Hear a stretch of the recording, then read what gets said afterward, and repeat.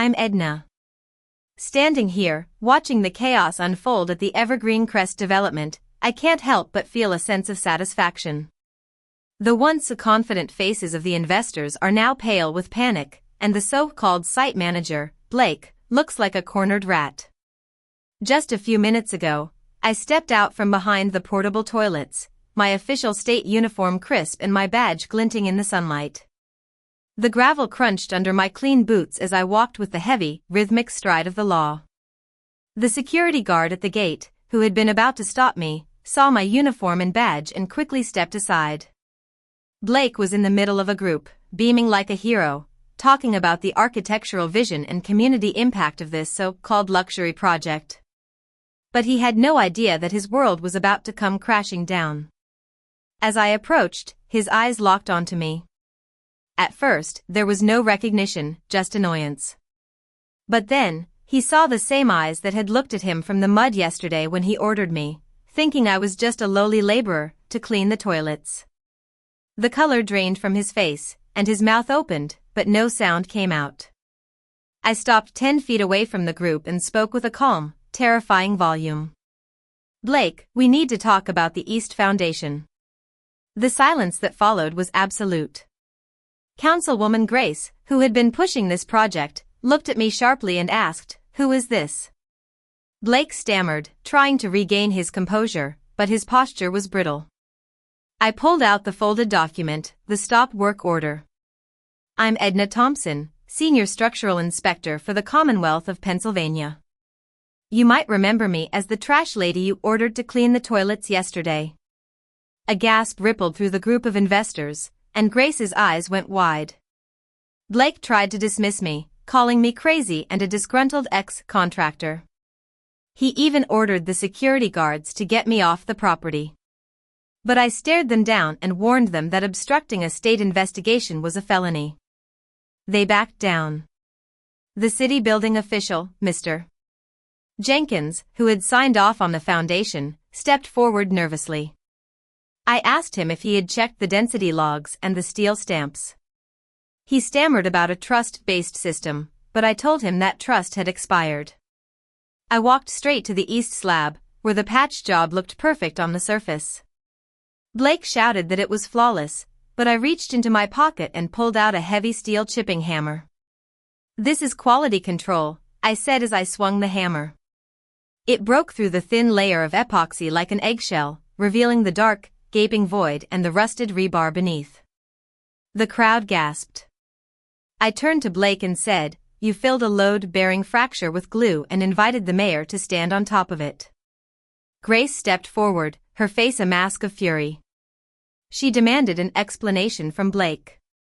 He tried to brush it off as a minor issue, but I pulled out the email chain that my friend Tom had given me. It showed that Blake knew the foundation was failing and ordered a cover-up. Grace read the email, her hands shaking.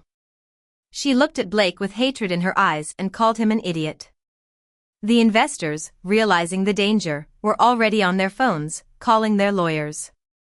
I then turned to the foreman of the crew and ordered him to shut down the site under State Code 49.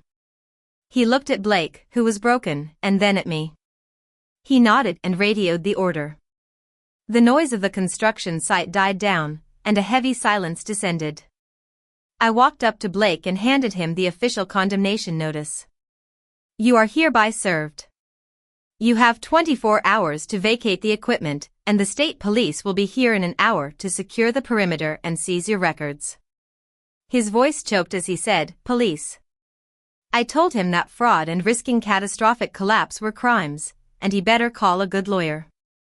I also advised Grace to issue a statement distancing herself from the group, or her name would be on the indictment. She looked at me, terrified, and claimed she didn't know. I told her she should have looked closer, as it was her job. As I walked out of the gate, I saw young Ethan, the junior engineer, standing by the trailer. He looked relieved. I stopped and told him, "Next time, don't let the suit scare you. Physics doesn't care about his deadlines. Physics always wins." Now, sitting in my truck a mile down the road, I can't help but think about how it all started. I grew up in a small town in Pennsylvania. My father was a hard-working construction worker who always emphasized the importance of safety and quality in his work. My mother was a schoolteacher who instilled in me a sense of justice. I followed in my father's footsteps and became a structural inspector. I've been doing this job for over 20 years, and I've seen my fair share of shortcuts and corner cutting. A few weeks ago, I heard rumors about the Evergreen Crest development. It was supposed to be a luxury project for the modern elite, with glass walls and rooftop gardens. But I had a feeling that something was off. So, I used my connections to get a subcontractor to put me on his payroll as a laborer. I drove to the site in my beat-up old truck, wearing a scuffed hard hat and a neon yellow vest that was 2 sizes too big, carrying a clipboard that looked like it had seen better days. As soon as I stepped onto the site, I could smell the sulfur diesel runoff and the metallic stink of corners being cut. The air was heavy, like a wet wool blanket over a crime scene. I saw a chaotic symphony of OSHA violations. There was a guy on a scissor lift without a harness, and rebar sticking out of the ground like rusty spears. That's when I met Blake. He was dressed in a pristine white hard hat, a polo shirt tucked into khakis that probably cost more than my monthly rent. He smelled of aggressive cologne and mints. He walked up to me and ordered me to move scrap from the BB block, not recognizing me from a previous encounter where I had told his bosses their soil compaction data was a lie. I pretended to be a meek laborer and mumbled that I was just getting my bearings. I walked towards the debris pile near the eastern foundation, which was exactly where I needed to be. As I crouched down, pretending to sort through the scrap, I had a clear view of the exposed foundation wall. I noticed white salty streaks on the concrete, indicating that water was moving through the slab and that the waterproofing was either botched or non-existent. In a freeze-thaw cycle state like Pennsylvania, it was a ticking time bomb. I spent the next hour moving scrap metal, using it as a cover to observe the site. That's when I saw a beat-up Ford F-350 with a faded logo on the door, Thompson & Sons Earthworks. I knew this company had a history of faking soil density tests. A guy in a Thompson vest, whom I knew as Greasy Joe, was arguing with a crane operator. I overheard Joe saying that Blake had told them to pour the slab and backdate the density tests later, because the city inspector was blind as a bat. I also talked to an older welder at the welding station. He told me that the steel beams were Chinese imports, stamped grade 50 but grinding like grade 36. They were soft and would warp if heated too much.